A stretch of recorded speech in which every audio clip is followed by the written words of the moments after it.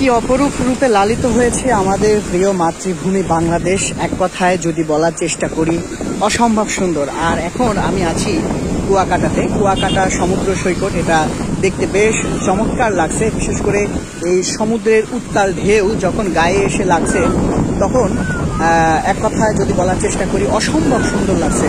চাইলে আপনারা প্রিয়জনকে নিয়ে এসে একবার এখানে ঘুরে যেতে পারেন এবং এখানকার এই সুন্দর মুহূর্তগুলো আপনারা উপভোগ করতে পারেন। সেই সাথে এখানকার যে পরিবেশ, এক কথায় যদি বলার চেষ্টা করি তাহলে অসম্ভব সুন্দর। কিন্তু এখানকার এই দৃশ্য এবং প্রেক্ষাপটগুলি এবং সমুদ্রের যে উত্তাল ঢেউ, এখানে না আসলে কিন্তু আপনারা এটা উপলব্ধি করতে পারবেন না বা উপভোগ করতে পারবেন না। আপনার চোখ যতদূর যাবে আপনি শুধু সমুদ্রই দেখতে পাবেন। বিশেষ করে এখানকার সূর্য এবং এখানকার যে পরিবেশ এবং এখানকার মেঘগুলো খুবই কাছে দেখা যাচ্ছে এবং আমরা এখানে সূর্যাস্ত দেখব এবং এখানকে কিছু সময় আমরা অতিবাহিত করছি।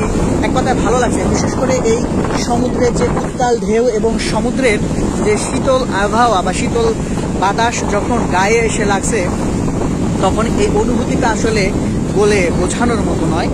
কেউ বা আসছেন প্রিয়জনকে নিয়ে, কেউ বা আসছেন তার আপনজনকে নিয়ে। এখানে মূলত যারা এসেছে সবাই ট্যুরিস্ট। এখানে কিছু সময় উপভোগ করার জন্য কিন্তু আমরা এখানে সবাই এসেছে এবং সেই সাথে আপনারা দেখতে পাচ্ছেন যে অনেকেই সেলফি উঠাচ্ছেন, অনেকেই পানিতে নেমে গোসল করছেন।